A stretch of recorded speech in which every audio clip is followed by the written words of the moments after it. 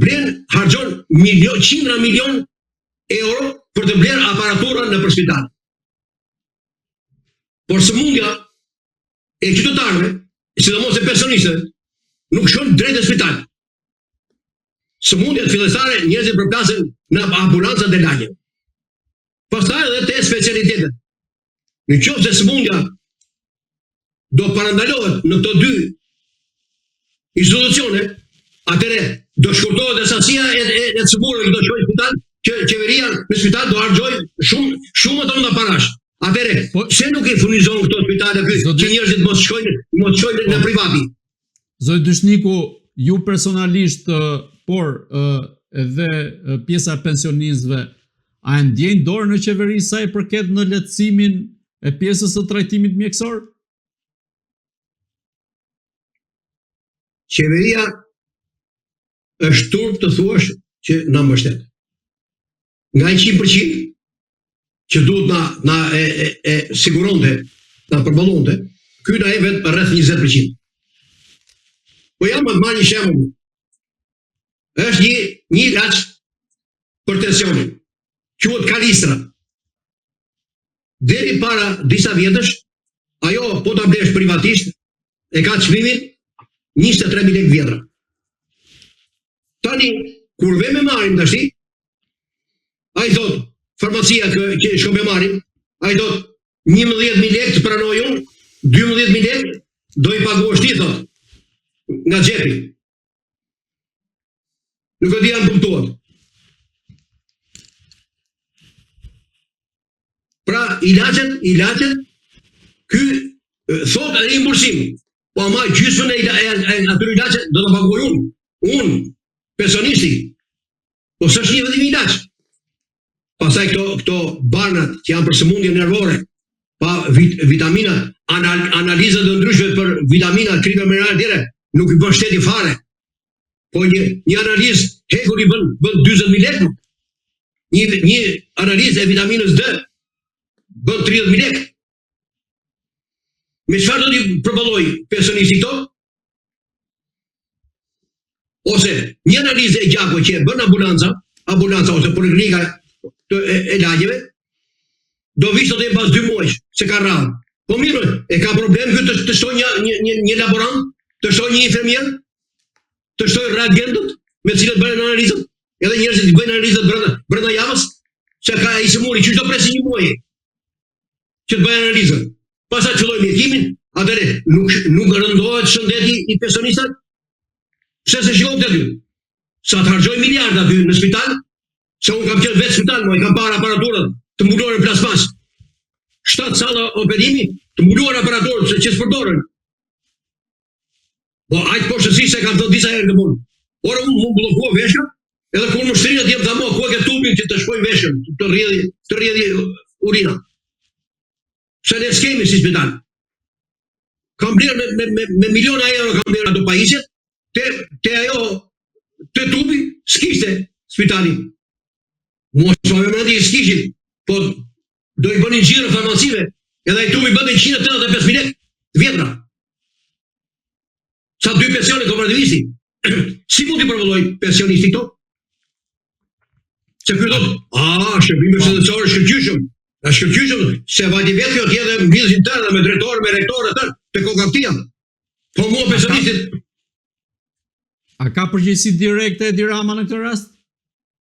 Po pse kush ka përgjegjësi? Përgjegjësia e parë e këtij është se ky ka mbyllur gojën popullit qëllimisht, me djallëzi. Populli nuk kanë kohë. Nuk kanë kohë, s'ka ku ankohet. Prandaj, o je blek, o shkon e vret infermierin edhe mjekun. Prandaj shtrohen krimet. Se s'është vetëm mjekësia më që nuk kanë kohë njeriu. Po ju si e zgjidhut këtë rast? Ju si e zgjidhut këtë rast? Ju si e zgjidhut këtë rast? Privatisht. E zgjidhë privatisht, pare, bam, atje mjekut të spitalit, edhe u voton. Ore mos pranoj urgjenca. Më pa mua veshën e bllokuar, edhe te klinika private se shteti do mas 1 muaj, 2 muaj të bësh atë ekun e veshkave. Vajta privatisht, të unë isha 40 temperaturë, më blokova veshka, marrova. Edhe shkova atje, me statën. me 107-ën. Sa pa në emrin ati mjekut kishte mjeku i tyre i klinikës private. O, tha, ka thënë me të tyre. Do i marrin këtyre shvetës, ne nuk përfitojmë gjë nga ky, po ta shtrojnë. Edhe më tha mua, shko në lagje, të japi rekomandim te specialisti, ai të çojë te konsultat pa të shtrohesh ti. Pra mbas 2 javësh, 3 javësh do shtrohesh në spital unë do të vdes. Ky është shëndetësia jonë. Me propagandë nuk ndërtohesh shteti me propagandë. Edhe fakti që ky ka mbyllur gojën popullit të ankohet, ky është krimi më i madh që i ka bërë Edi Rama popullit shqiptar, kombit shqiptar. Ke një problem në lagje, s'ke ku ankohesh, s'ke ku i drejtohesh, nuk ke ku të drejtohesh. Ne votojmë për pushtetin vendor. Çfarë zgjidh pushteti vendor? Në derën e Bashkisë Tiranës nuk të hap njëri derën. Edhe bashki, ndalohet hyrja për qytetarët dhe qendrën. Këtë kuptim ka mbyllja dyrave. Ky është krimi më i madh. Po, zoti Dyshniku, a mendoni se ka i strategji të Edi Ramës për t'i zvarritur zgjidhjen e çështjes pensionistëve apo duke i mbajtur me lëmosha të tilla në mënyrë që të zvoglojë numrin e tyre që derisa të ndrojnë jetë pjesa më e madhe? Strategjinë unë e thash. Strategjia ka filluar në 90-ën. Në bashkëpunim me Bashkimin Evropian. U shkatruan ekonomia, ikën njerëzit jashtë shtetit, këtu prodhimi mbaroi, njerëzit pa punë, filluan vjedhjet, krimet. Kurse pensionistët të tjerët mbase gjetën mundësi për të punuar, për moshën që kanë, për aftësitë që kanë. Kurse pensionistët janë viktima e parë e këtij regjimi kriminal. Për t'i ikën nga këtë dyja. Se e zëmë se ky s'ka lek, e thash dhe i çfarë. Morë blutë shumë. Pse nuk ballafaqohesh me ankesat tona? Të na sqarosh, pse s'flet? Kjo është një përbuzje, kjo është një domethënie. Ai me këtë trajtim që i bën pensionistat, ai thotë, më hiqen qafët më këta të vdesin, ti e hap. Rinia do ikë jashtë shtetit, këtu pastaj do bëj ai si doj. Se këta thonë, o sa mirë me ke shqiptar. Çfarë shqiptar ti? Po edhe sklav ti je shqiptarje. Nuk të ndryshon edhe në Afrikën e Jugut shkosh i shqiptarje. Po çfarë do shqiptari jepa? Do hyn bëje. Si do hysh bëje? Do hysh si sklav? Do hysh si dipës, si hajdut, apo si qytetar me kollare? Ide. Këtë se thotë ky bën propagandë. Europa e mbështet. Mbase kshu është plani. Nuk e di. Për mua që kam parë kapitalizmin në Shtetet e Bashkuara të Amerikës në Michigan, ky është rend sklav pronar apo feudal më mirë. Këtu s'ka asnjë lloj një gjë s'ka këtu. Zoti Dyshniku, a do ketë protesta të pensionistëve, duke qenë se ju keni paralajmëruar se që nga vjeshta e në vijim mund të ketë protesta ndaj qeverisë për të kërkuar të drejtat e tyre, në këtë rast pensionistët? Shiko, unë e kam thënë që duhet protestuar. Por unë jam zhgënjur totalisht. Duke filluar nga 11 maj, nga votimi, dhe më mbrapa.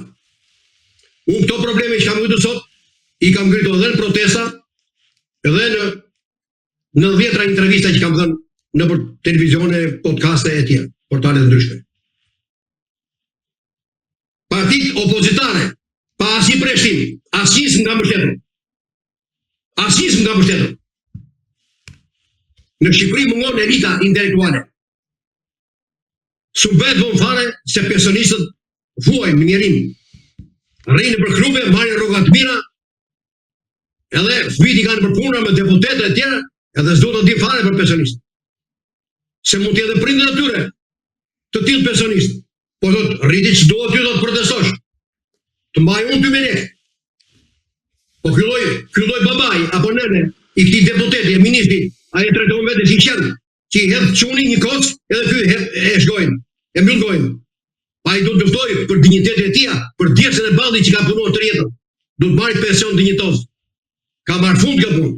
Ja shitur, janë blerë. Prandaj partitë politike, këtë që të gjykohet, të bëhet gjyqi i historisë pensioneve, që janë në 90-ta, si fillojnë, edhe si janë rrënjët e qia, kush janë shkajtët e këtij pensioni, jo bonusit. Këta thonë, minimumi aty, si indeksimi dhe bonusi. Nuk është jo. Është themeli. Themeli si u fillua, si u llogarit pensioni fillestar. Me atë 2.000 lekë e vjetër për kooperativistin apo për minatori.